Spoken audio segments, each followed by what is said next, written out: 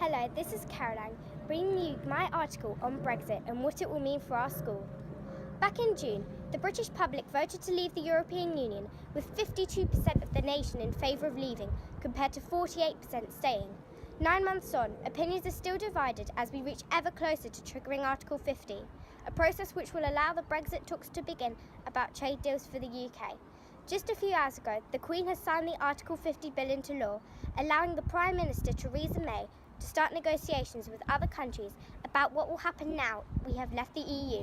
She has said she will trigger the process by the end of the month. I wanted to speak to members of our school community about their opinions on what leaving will mean for them personally, our school and our country. Firstly, I'm going to be interviewing the head teacher, Miss Allen. Hello.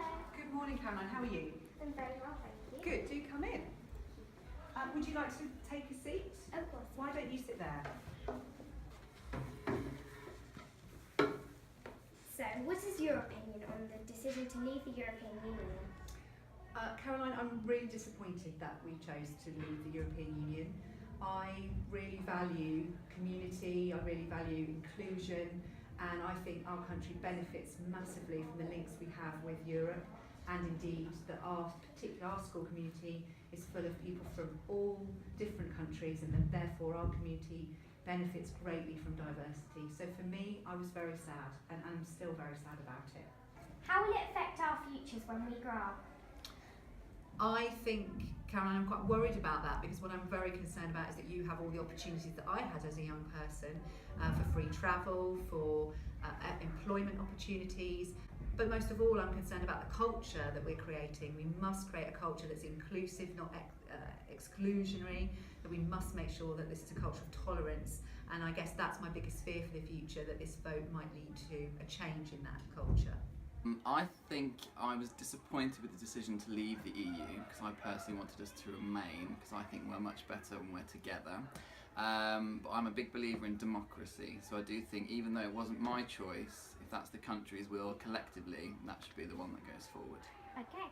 Is there any advice you would give to the government? Yes, there is. I think that the government, even though we're now coming out of the EU, it's really important that we stay, I think, kind of inclusive with the rest of Europe, because I think if we're divided and we're separated, we're always going to find things much trickier. So even though we're not in the EU, we need to do our best, I think, to keep really positive connections across Europe, because I think then we all do better. I personally feel a little bit nervous, because I feel like we don't 100% know what's going on yet, and there's a little bit of uncertainty, or quite a lot of uncertainty, and so therefore it's a little bit nerve-wracking to think, what's our future going to have ahead of us? How do you think that leaving the EU will affect our school? I think it could affect our school in many ways, and I think only time will tell. We'll have to wait and see. And finally, what would be your message to the Prime Minister Theresa May?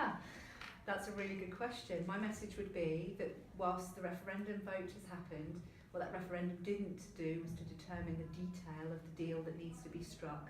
And she needs to work incredibly hard to make sure that as many of the benefits from the European Union, which weren't really mentioned in the campaign, are sustained, so that young people like yourself have a future that they can really look forward to. Okay, thank you very much. My pleasure, Caroline.